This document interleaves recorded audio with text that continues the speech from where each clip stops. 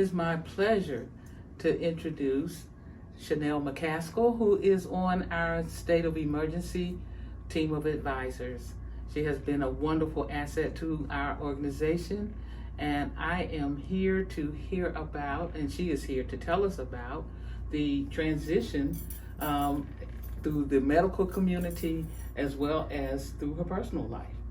So, Chanel, if you will, introduce yourself, tell us a little about yourself, where you're from, and what you like to do, that type of thing. It's so much to tell, so I don't even know where to start. So I'm Chanel, I'm 31. I'll be 32 this year in November. I'm a Scorpio. Let's see, I'm 5'10". I always think tall girls are so interesting.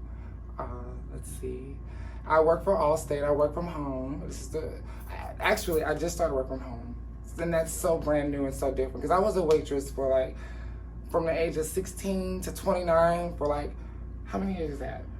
A long time. 13 years. Right. So, and I'm getting up there so I can say so on and so on, for a set of oh, I did this for 13 or 10 years. So that's about something about me. Of course, I'm trans, and people always find that to be so interesting and so different. And oh my gosh, they have all these crazy myths and ideas and ideologies about us and what we should be and shouldn't be. So I just consider myself to be a very philosophical person. I'm very, very stern, and I'm very assertive in who I am. I don't ask for anything in this world. I feel like you have to be a taker to get what you want. You just can't be weak, and I feel like being your true self without regards to how anyone else may perceive you for doing it, that's what being strong is. So yeah. Exactly, and you do bring that energy to the team. Okay. So you are you are assertive. Yes, you're a go-getter, and I love that you've mentioned that you're here to dispel some of these myths and stereotypes that people have of our Black trans women. There are a lot of myths and stereotypes. Yes, because people see things on social media, they'll apply it to everyone. There's been videos of trans girls who make their voice deep. That's one I can't stand. And it'll be quote unquote their real voice. So then they begin to think that all of us have this quote unquote real voice. And when you tell them I'm no, this is legit how I talk. You cannot box us in because you see that, and then you immediately think, oh, well, because she or he, however you want to perceive it, was born male, that this is how this person may sound or talk. And I'm that the way that you hear me talking right now, my voice is a little horsey, but this is how I really sound. So it's not a put on voice. I don't have to make myself talk like that. It's very natural. That's one of the things that I can't stand. Yeah. I really pushes my buttons. Yes. So you're very authentic again. Yeah, I'm very authentic. I'm very normal. Mm-hmm. I guess being who you are is just not a norm. We should normalize that. That's good. I might use that on my next T-shirt. Being yourself. Normalize, right? Just normalize that. So tell us a little bit about your journey, as much as you care to share, as far as your treatments, your engagement with the medical community. I know sometimes there's struggles with Black women in general, and I can only imagine that there may be others. And if there are those in the medical community that give excellent service, I'd like to hear about them as well. So again, there are a lot of stereotypes and myths out there. Right. So let me say, for me, let me see, how can I start? Let me start with family. Okay. So I think one of the reasons I'm so assertive in who I am, and when I say assertive, there's a fine line between being assertive and also being aggressive. So, and that's been one of the things with me. I've always had to know how to teeter-totter and not be aggressively assertive, but just be just standing 10 toes in what I believe in and who I am, basically. Because I come from a very strong family. And that's another thing. people get this misconception of people in the LGBT community that we all go through this horrible phase at home where our families have just shunned us. And thank God I've never went through that. I come from a very, very loving and accepting family. Like my mom, my dad, like when they found out, they was more excited than me. Like my whole family from day one have always just known, like, and I'm so blessed to come from a family like that. And I'm not talking about just my immediate family, like just everybody. So so that's why when I see other people go through that, it just seems so foreign to me. I'm aware, but it's like, wow, like I just couldn't fathom, because unfortunately, I didn't have that type of background where people always seem to think that because you're trans and then, you come from a Black family. And it's like, no, it's not like that. Like, it was never like that. My mom has a beautifully open mind, and I'm just so blessed to have people like that to call family. So that's what made my transition, I can say, much more smoother for me. But at the same time, like I said, I am very much assertive in who I am. So irregardless, and let me be clear, it doesn't matter if they were to accept me or not.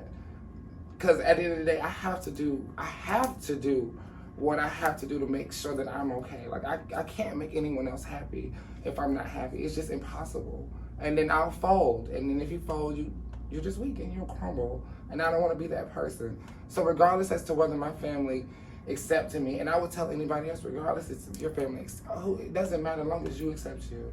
Okay, this is your life. You have to walk this life, not them. So the way I did my transition was I wanted to make sure I was doing the right thing for myself. So, like, of course, I went to college. I went to A&T in Greensboro, North Carolina. Shout out to the Aggies. Yes. I got accepted there in 2011. When I got my acceptance letter, like, that changed everything. Like, I was like, oh my gosh, like, I'm really getting ready to experience all of the college things that I've seen on TV, like with the dorms. And I like that August of 2011, I'm like sitting in my dorm, and it was a boys' dorm because I hadn't started my transition yet. And I'm just sitting in there, and I'm just like, oh my gosh, like, well, I'm really like in a dorm or whatever.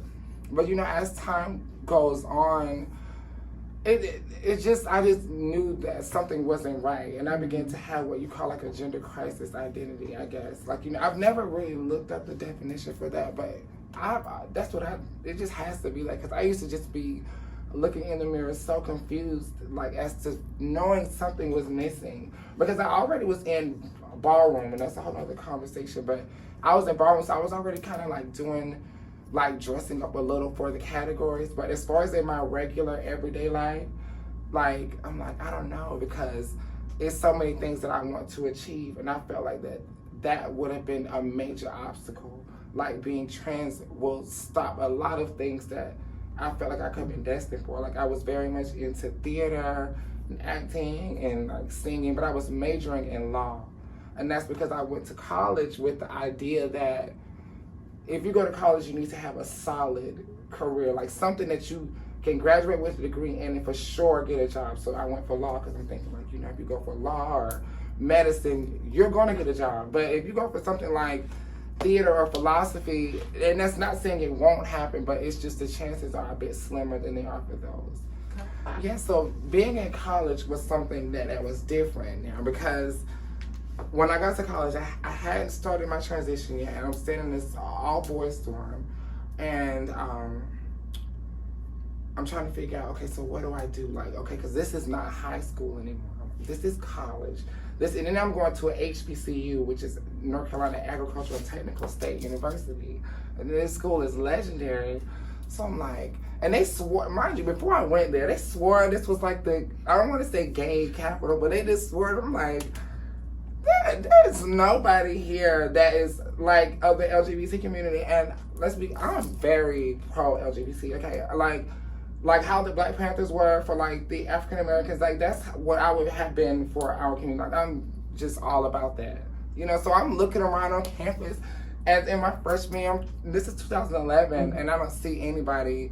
Luckily, like, one of my best friends, we've been friends for like 10 plus years. Like, I saw him stand up, like he was looking for somebody at the freshman the freshman reunion, and he stood up. He was looking around, and I was looking around, and then I saw him, and I was like, "Oh, he's gay." And I just like that's how I am. I just found him on Facebook. I was like, "Hey, are you gay?"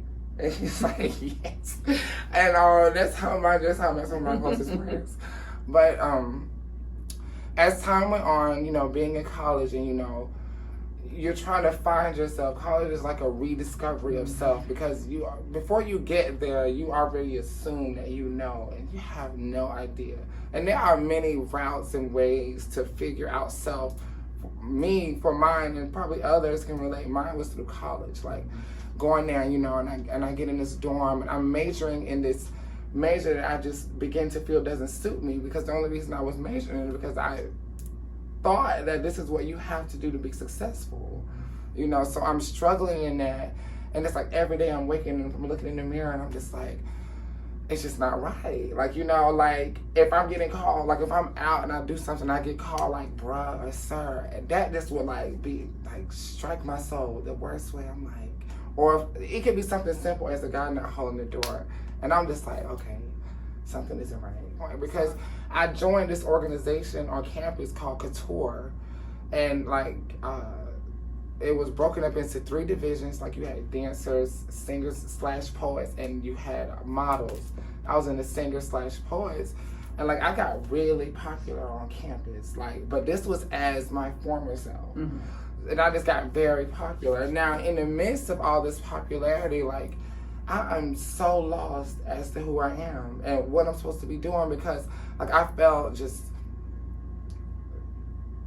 unattractive. And unattractive, I don't mean like just the word like, oh, I feel like I'm ugly. No, I just felt like me personally looking at myself, I'm not attracted to what I'm seeing. And that's just where it starts for me. Like I need to look in the mirror and be comfortable first. I just always feel like before you can appeal to anyone else, you just have to appeal to yourself. I'm all about this first, you know, and a lot of people just seem to lose sight of that. But I just recognized that there was a problem. And anytime that there is a problem, you know, the first step to solve anything is realization. Like that's why when people tell me they're going through stuff and there needs to be a change and they feel like they are just at their ropes end, I be like, you already got the hardest part out the way is that you realize that there needs to be a change. Some people don't even, realization is the first step to making any change. When you realize there's a problem, then you can strategize, you know what I'm saying? But some people spend their whole life and don't even realize that there needs to be a change. And the people that are so angry because they want to change are not realizing that, hey, you're woke, you know that there needs to be a change, now you need to strategize. And that's what I did. Like, I'm like, okay, so apparently I'm not happy. So I'm like, what do I do? How do I do this? So I'm like, maybe if I just dress like a girl, then I'll see how that works out for me before I take hormones. Now, hormones do play a huge part because they physically, you know, and I'll tell you more about that as we go on, but they do a lot. But for me, I just was like, well, I mean, I don't care how they feel. I'm just gonna dress like that, and I'm gonna see how it works out for me. Like, can I do this? Would never forget the day that I I woke up the next morning and like I had a wig at the time, and I put my wig on, and I put my Waffle House hat on, and I'm like, that's it. Like and after that I never looked back. But I spent like from the year of 2012, 2013, all the way up until 2016 just in drag. Like, just to make sure, that's how long it took me to make sure that this lifestyle was for me. Because I was comfortable at home, you know, and then I got more comfortable just being dressed up at work. And of course my family is accepting. But there's also the world out there too. So I'm like, I'm gonna go back to college. So I went back to school. This time I came back as Chanel. Oh, 360. Yeah, 180. Is that a 180 or 360? Yeah, 180. Oh, 180. So yeah, so I come back, you know, and it was very accepting, because I guess I don't leave room for much of anything else. And I have tunnel vision to negativity, because if I focus on it, then it'll piss me off. So I'd rather not have to deal with that, you know what I'm saying? And I just don't leave room for anything else. Not to mention, you know, I'm very much a woman about it. Yeah. You know, I've always been I've always considered myself to be passable, and it doesn't. And that's another thing. It doesn't matter if you're passable or not. Okay, like if you feel you're trans and you're that, then that's all that matters. But I mean, I've never had to really go through a lot of the extra stuff. So when I came back to college, like as time goes on, you know, I'm still taking classes and I'm being normal, but there were certain things that had changed. Like I felt like there were certain opportunities that could have been, that I could have received, but I didn't because I started my transition. I was just so unapologetic about it. Like I never felt like I had to explain it to anyone. Like why? I don't know how to answer your question. I mean, you asked me why because I chose to. That should be enough explanation for you. You know what I'm saying? Like, and I mean that. And because of that, like I lost, like not lost, but there were many people that I were associated with that I wasn't associated with. However, I gained a whole new mass following of people that I was associated with. You know, so there were guys who started to like me and didn't even know that they liked girls like me, and that's a whole nother subject too. But you know, so the transition for me was going very smooth, and then it just only got better, and honestly, and I just love the fact that I don't have some. Now let me not say some, but I don't have a heartbreaking dramatic story, and I wanted that to be clear because we all don't go through that. Some of us just are too self-assured and just come from too much of a loving background and too much love of self to endure that. So you know, I don't have be like, oh my God, they said this and then they did this, and I don't accept that. And not to mention, I don't put myself in situations to where those kind of things can happen. Like I've always tried to roll my dice very carefully in my life and just step, you know, and I've always only been around I don't want to say my own kind, but I've always stuck with the LGBT community. Like I really don't like mix with heterosexuals like that because I just feel like some of them have these odd perceptions and different ways of thinking that I just do not agree with sometimes. So I just rather not.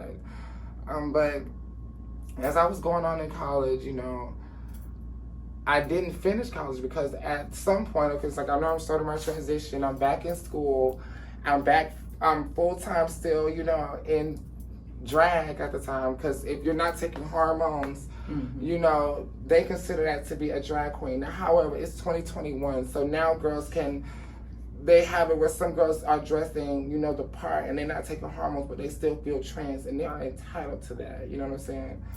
So, but for me, I just felt like I wasn't going to be that until I started my hormones. So in 2016, after college was over, and when I realized that law wasn't for me, I ended up coming back to Charlotte. And in 2016, I started taking actual hormones. After 3.5 years of just living my life dressed that way, just to make sure that I could handle this lifestyle, just to make sure that I could walk in and out of stores with my head up high and not care. Like, because although I had all of this self-assurance and stuff, I still wanted to make sure, like, I still wanted to be careful, you know what I'm saying? Like, so that's kind of how I started taking them, how I got to that point of taking them. I know it's a lot, but that's how I got to it, right? I just had to make sure it was for me first. So, and I had to make sure I wasn't tripping. Like, I'm not like, I know I feel like this, but I want to make sure I can handle this lifestyle because it's a lot that comes with that. Like, okay, like, you would think that you can wake up and dress how you want to and nobody would care because they should have their own lives to be worried about and their own paths and journeys. But for some reason, people just find it so convenient to step in your lane and worry about what you're doing. So me waking up, born male, and putting on some hair is just not okay. It's just not a regular, not the norm. So, but I don't care. Right. Yeah. So you tolerated the hormones and all of that. I love how you said you get to choose. Right. So you got and you strategized. You didn't. You decided the best route for you was to be careful. Right. Was to take your time. Right. And get the lay of the land, see what it all looked like and what it all felt like. Right. That's what a lot of the older girls. Now, the word is transgender. Mm-hmm. Then you have trans woman, but for slang in the ballroom, like in our community, we call them femme queens. Okay. Like a feminine queen, Mm-hmm. but instead of saying feminine, it's just femme. So it's like a femme queen, right? So the older femme queens, that's one of the golden rules, is to take your time. Like when you're transitioning, you have to take your time because it won't happen overnight. You know what I'm saying? Like you won't become this butterfly overnight. And every girl has her own journey and own way of going about it. So I'm just glad you said take your time, because that's just critical to the transition. Yeah. Taking your time. That's excellent. Yeah. So I also can appreciate that not every family turns out their family members for whatever decisions they make around their gender identity, their sexual orientation. That is not everyone's story.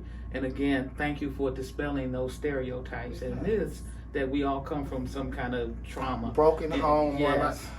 And I also, and I'm not going to necessarily speak on the show because I know, like I never was also, and I like to say I was never molested, or I was never touched, or I never had any older gay siblings or somebody around me to influence me. Like it was naturally this way. And although that is so hard for people to understand, baby, it's natural, baby. Like, you know what I'm saying? Like I was in kindergarten looking at boys. Like they didn't know I had to teach me that. It's not something that I just woke up one day and decided, oh my God, hey, I'm gay. No. Or nobody touched me or did something to me and I'm like, well, because they did that, I'm gay or I'm trans. No, I just am. Yeah. As our Archbishop would say, my Archbishop would say, I was born this way. Yeah. Lady Gaga picked it up later. But that is so very true. Right. We don't all come from trauma. It doesn't all stem from trauma. It's how we're wired. Right. And this is a time and this is a platform where we get to educate our community and beyond. Correct. So I thank you for sharing all that you have shared thus far. And I want to ask you, in particular, I know that on Easter Sunday this year, we suffered a loss in our community that really impacted your life because you knew the young lady that was, that was killed. Tell us, if you will, or share some how you navigate those feelings, how you stay safe, how you process the emotional ties to that. Well, one thing is for sure, when you are trans, some of us feel that the outside world is just too ugly. So some of us get it, like I don't want to say escorting because that's not the word that I want to use. I just say the hustle, like because it's so hard for some girls to say get a job at Walmart and have to endure all of that. Because let me back up. So many men look at trans women as these fantasy toys, like things that are just the objects of their fantasy, So Chanel, how would you suggest that our allies in the community and the overall community support black trans women going forward? There's so many ways. The number one way a person would say that you could help someone is to donate. And that's not the first thing with us, The first thing is to understand. The most that you can do for us, aside from donating, and money is but a thing that can get spent, but education and knowledge is solid and forever. The best that they can do is to educate the people around them. You know what I'm saying? Like, let them know what you know. Let them know what you're hearing and what you're understanding. And make sure you yourself are understanding it too. And that you know what you're being charitable for. And all of those people that are around you that have these misconceptions, if you know and if you are aware that they are misconceptions, then begin to try to change their minds or broaden the horizon for them. Help them to understand that it's not necessarily what they think. You know, we are people just like you. I promise you, baby, we are both gonna bleed red blood. You know what I'm saying? So just the people that are around you, just educate them. Like education is just much more important than money, because education is solid, it's forever, it's undying, you know. And with that, once you get that type of understanding, then everything else will just flow. Yes. Yes. Employability as well. Yes, hiring is okay. So, you know, here, and I just found out in Nevada, you know, sex work is legal, but here it's illegal, right? Right. So you're locking you will lock the girls up. When we say, okay, that's another slang for trans women. We say the girls, but when you're locking trans women up for sex work and they are being murdered, like a very close friend of mine on Easter this year. Around that time, she was murdered in her hotel. You know, they're like, oh, she was doing sex work. A lot of places won't hire trans women, or either they do hire them and they won't allow them to have a different name on their name tag. And not every place is like that, because I worked at Chipotle, Waffle House, Home Depot, Cracker Barrel, and Allstate, and they are very, very open and understanding and friendly. But not all places are like that, and not all girls are aware of that. But 90% of these places, if they do hire them, they won't change their name, and these girls have to endure this horrible ridicule. Yeah. So it leads them to doing this, because they like, men already objectify us, and that's all they want from us, is to creep with us in the dark and be naughty. So why not charge them? But then you go to jail for it. But nobody wants to hire you. And if they hire you, you have to suffer your dignity and your livelihood to make a dollar that will get spent. Yes. It's a vicious cycle. It is, and it's a horrible cycle. It is. Yeah. Also leads to a lot of homelessness, which we've seen in our community. Right. It's explosive in our community. Homelessness, suicide, yes, depression, anxiety, you name it. Yeah. So skepticism and faith. Yes. A lot of girls don't have that type of faith because they feel like it wasn't granted to us because of our choice, you know? Yeah. And, you know, a lot of the Christian community, they don't make it better. Yeah. So then what else do you do? When your back is against the wall, you do what you have to do. But then you get punished for it. So what do you do? And that's where our overall broader community can step in. Exactly. We can advocate that's the part for where they can come in and yes, step in and be a voice. Yes. You know what I'm saying? Absolutely. So that's a great place to end. Thank you so much for your time. Anytime. Thank you so much for sharing from your heart and from your experience, the lived experience. So far, it's what I've experienced. Yes. Great. Thank you. Of course, anytime. And you guys can also follow me on social media if needed, if you have any further questions or comments or concerns. My Facebook is Chanel Mccaskill. That's ChanelMccaskill. Or you can follow me on Instagram at Better Than Your Ex. That's BETTATHANYOUR_.